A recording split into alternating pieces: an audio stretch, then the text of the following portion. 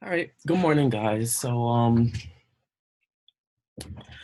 to Unit 9, Ecology. Most important unit, most important takeaway. Ecology really explains the living environment, right?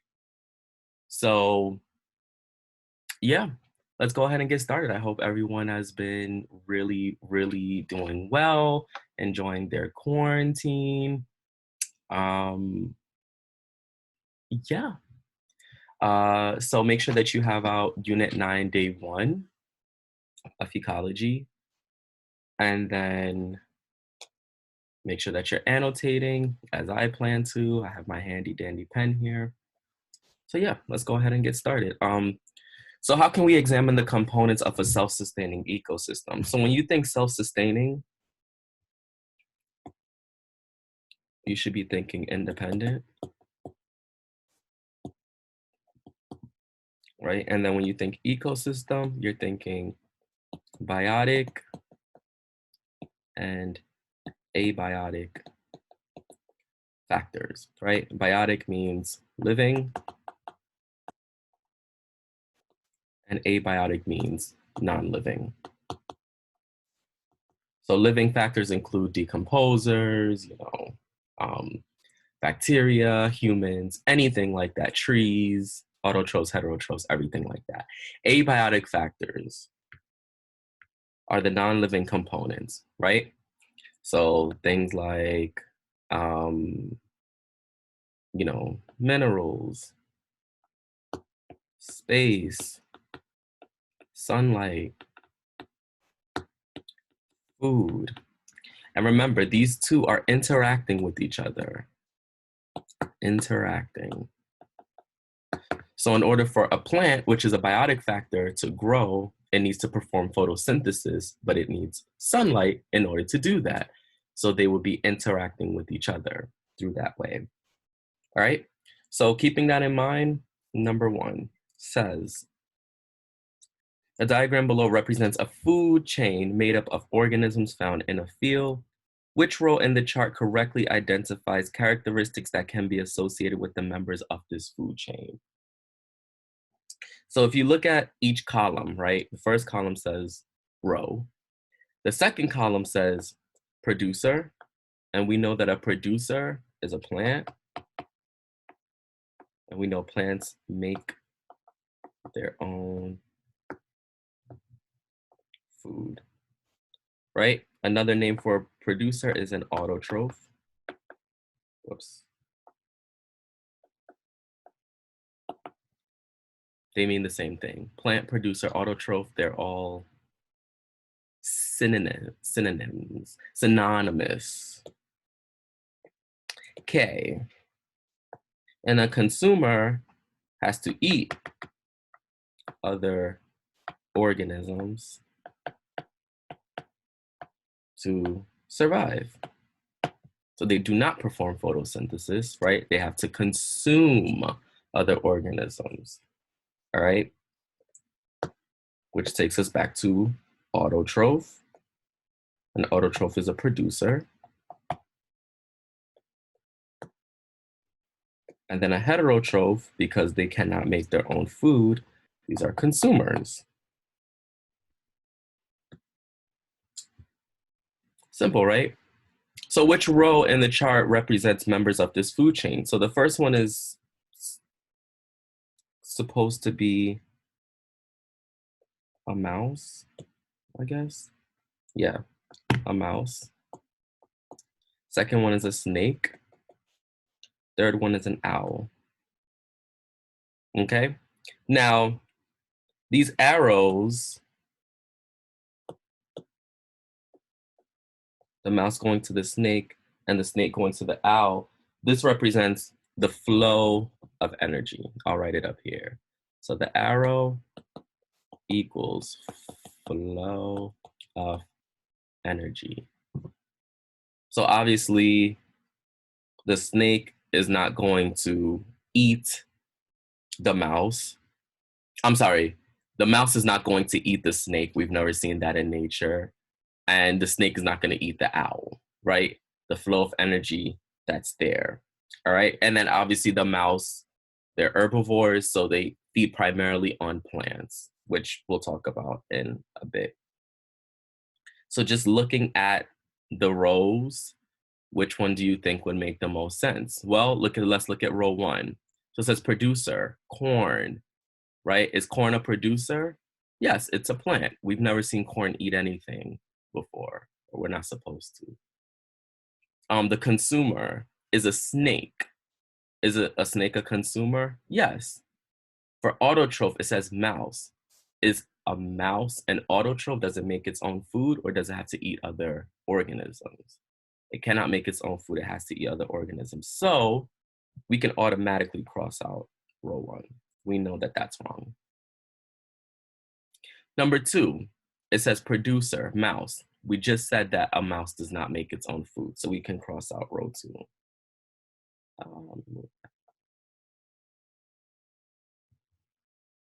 Number three, corn, yes, is a producer. Owl, is it a consumer? Yes. Autotroph, corn, does it make its own food? Yes. Heterotroph, snake, yes, a snake is a heterotroph. It has to eat another organism in order to get that. So the correct answer is row three. But let's look at row four just to be sure. So row four says producer owl. Can an owl make its own food? No. So that's wrong. All right. So the correct answer is row tres. Pretty simple, right? All right. Number two. The diagram below represents interactions between organisms in a stable ecosystem. Okay. Which statement correctly describes organisms in this ecosystem? All right. So we see the most organisms at level A, most. And then we see the least number of organisms at letter D, because it's the smallest part of the pyramid, right? I'm gonna erase because it's just getting a little too busy. So again, most, least. Now, this is an energy pyramid.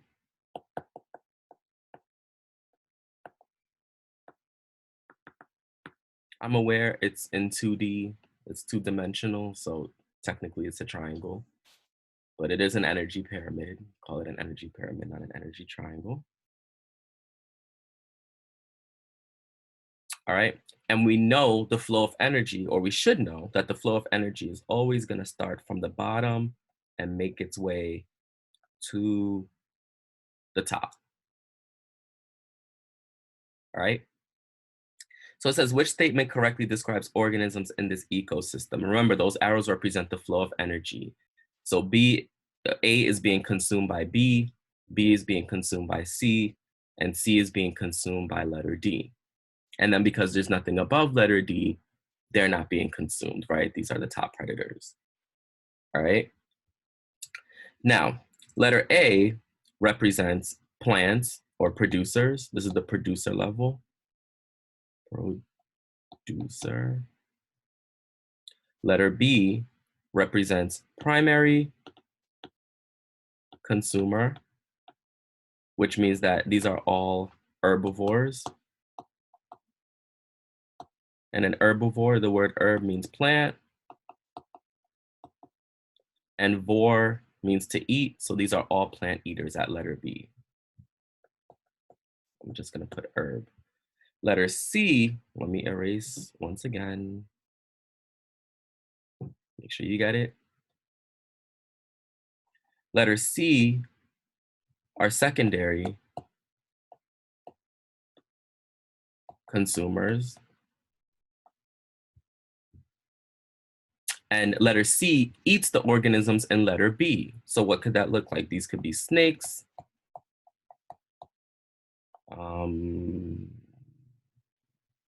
large fish, I don't know,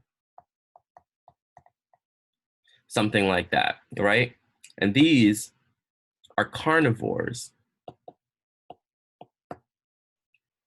The prefix karn or carni means meat, and vor means meat eater. So they are meat eaters. They exclusively eat the organisms in letter B, which are all herbivores. And then letter D,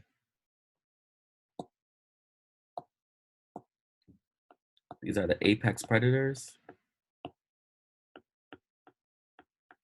and they exclusively eat organisms letter C, which also makes them consumers, heterotrophs, but specifically they're carnivores as well.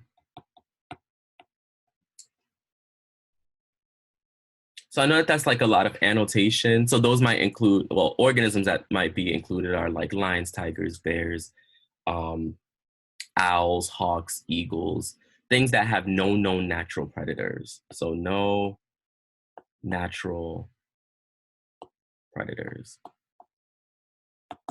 When you guys are going through this unit, you can't think in terms of like, what about humans? What about humans? Humans don't go on the energy pyramid because we have very complex societies and things of that nature, right? So which statement correctly describes organisms in this ecosystem? So let's look at letter A. It says organisms in letter B obtain their energy directly from the sun. Well, organisms in letter B are herbivores, and we know herbivores have to eat plants, so they're consumers. Can consumers get their energy from the sun?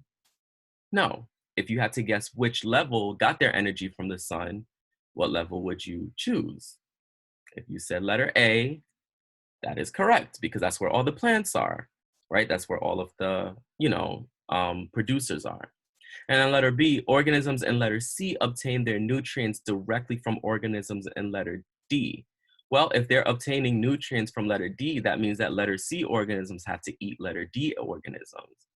Have you guys ever seen a snake eat an elephant?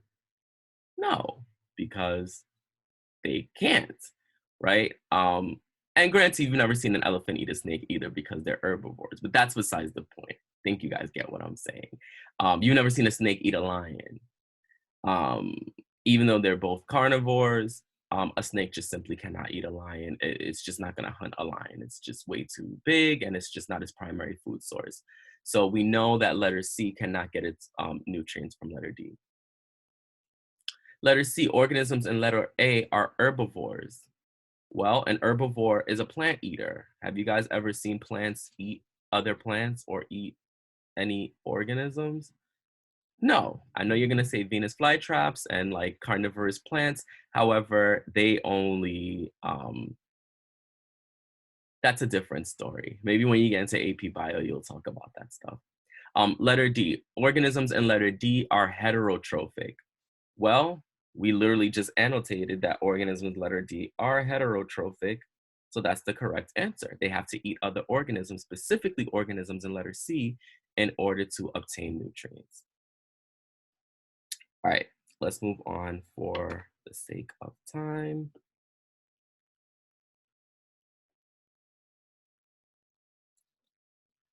All right. All right, so let's read.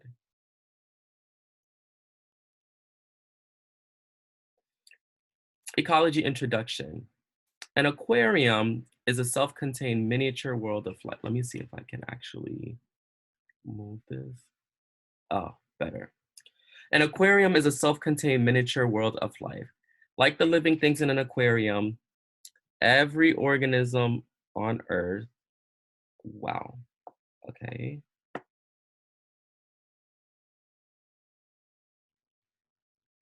Every organism on Earth interacts with the surroundings or environment.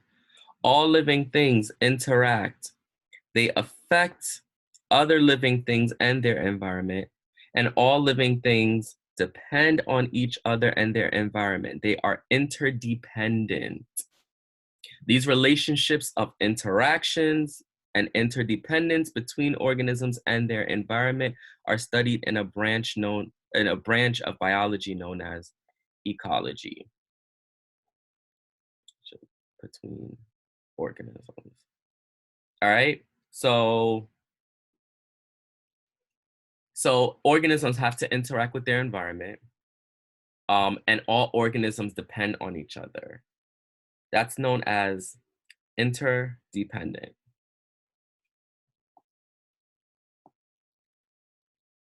Why is this so,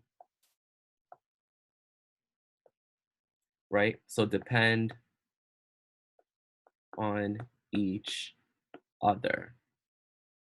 So in unit one, we spoke about independent and dependent variables, right? The word independent means that it can survive on its own. The word dependent means that it solely survives based off of something else. The word interdependent means that they both rely on each other for survival. Does that make sense? Almost like a symbiotic relationship. Okay. All right. So, what is ecology? So, ecology is the interaction and interdependence between organisms and their environment. That's what it is. All right. It's the study of the ecosystem. All right. Let's move on. Whoops. I keep doing that. All right. Let's read. Every organism has to live somewhere. The environment in which an organism lives is defined by many factors, such as the availability of food and water, amount of sunlight, temperature, and type of soil. Conditions that involve other living organisms are known as biotic factors. Conditions that involve living organisms, biotic factors. For a fish in the aquarium, the biotic factors would include other fish, snails, algae, and plants. So the aquarium is the actual ecosystem. The biotic factors of that ecosystem are fish, snails, algae, and plants. Conditions that involve non-living things are known as abiotic factors. So non-living equals abiotic factors. For that same fish in that same aquarium, the abiotic factors could include the water, air bubbles, gravel, temperature, light, and acidity, or the pH level of the water that they're actually living in. Water break.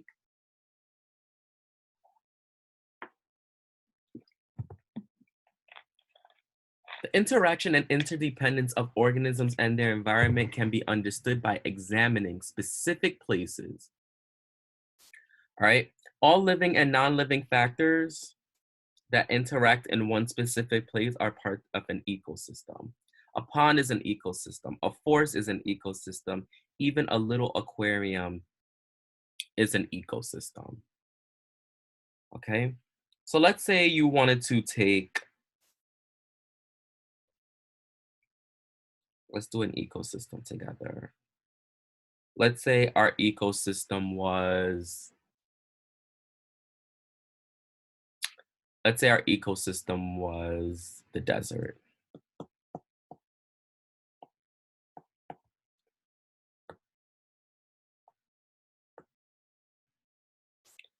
Some biotic factors of the desert, I'm sorry, let's start with biotic.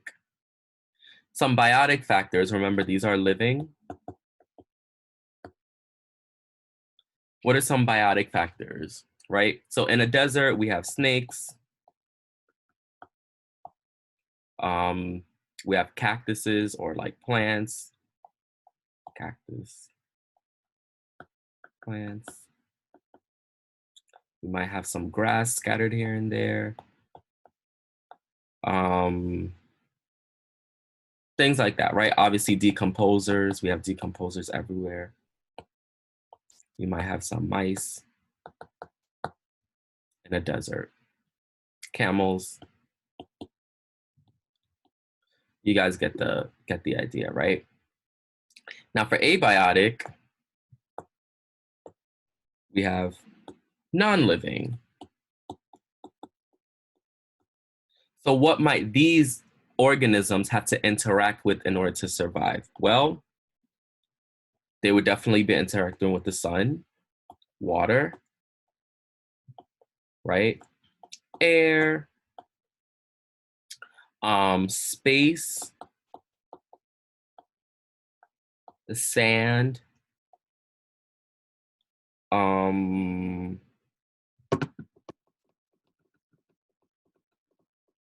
list goes on and on. There's so many things that they would be interacting with in an ecosystem. The pH levels, um, just things like that. All right, dust, wind, stuff like that. Got it? Good. All right, moving on. Part B, practice. All right, so it says N blank. So first of all, it starts out with N and not A. So that means that whatever letter is coming next in the next word has to be a vowel, right? So a blank, a N blank includes all of the blank things, which are plants, animals, and organisms in a given area interacting with each other and also their blank environments, whether earth, sun, soil, climate, atmosphere. So the first blank that you should have gotten should be ecosystem.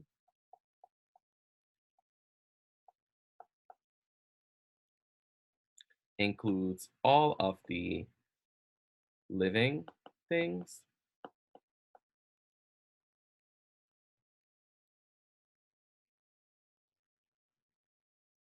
plants, animals, and organisms in a given area interacting with each other and also with their non-living environments, blah, blah, blah, blah, blah, blah, blah. What do we call the living components of an ecosystem? Biotic. What do we call the non-living components? Abiotic. Simple, right? All right, review time. Which substance can enter a cell by diffusion without having to be digested? So this is unit 4, right? Diffusion, right? So looking at the answer choices, what you should have gotten is water, right? Water is a simple molecule. It should easily be able to go from an area of high concentration to an area of low concentration without the use of energy in order to reach equilibrium. Diffusion, right? Proteins we know are broken down into smaller substances called, does anybody remember? 2 words, both start with letter A, amino acids. Starch, what is starch going to be broken down into? Simple sugars, aka glucose, right? And then what are fats broken down into? I'd be impressed if you guys remember. Fats are broken down into fatty acids and glycerol. That was unit 2. Flew through this school year, guys. All right, so which sequence best represents the flow of energy in the cartoon? So let's answer the question. Is it A, prey to predator? B, host to parasite? C, producer to herbivore? Or D, autotroph to carnivore?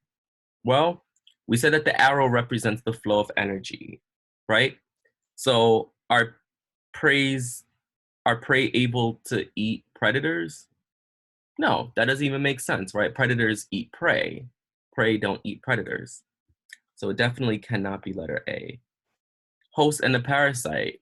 Is the host eating the parasite?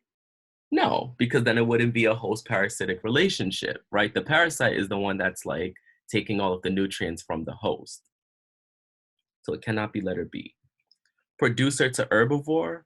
Well, what do we see? We see cows eating what? Grass. What does the grass represent? A producer, right? Because grass don't eat anything. They produce their own food. And then cows have to eat the grass in order to obtain the nutrients that they need in order to survive. So letter C could possibly be the correct answer. Let's look at letter D just to be sure. Autotroph to carnivore. Um,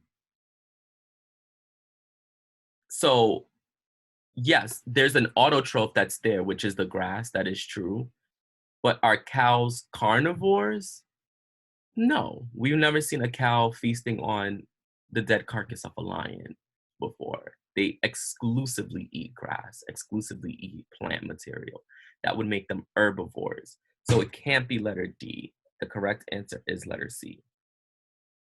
Simple, right? All right. Now, last part. 3A, how are the organisms interacting with their environment? Right? So cows eating grass.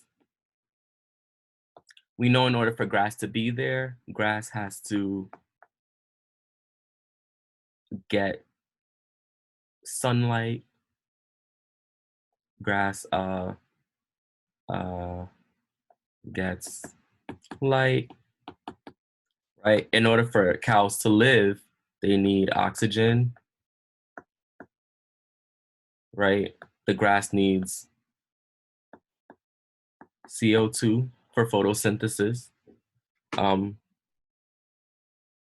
there's a lot of different ways. There are decomposers that are here that are going to be able to break down the dead material, all of those things.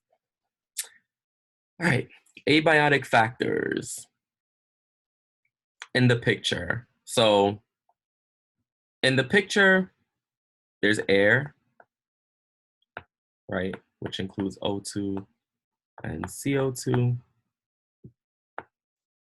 What are some other abiotic factors? The cowbell, um,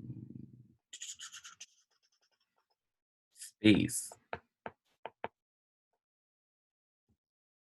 right? Biotic factors,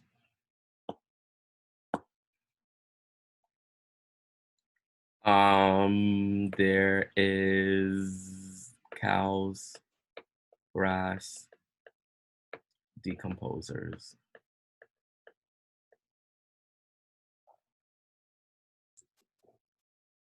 Right? Biotic means living, abiotic means non-living factors. All right, so make sure that you are studying, and I will see you guys tomorrow for day dose. Bye.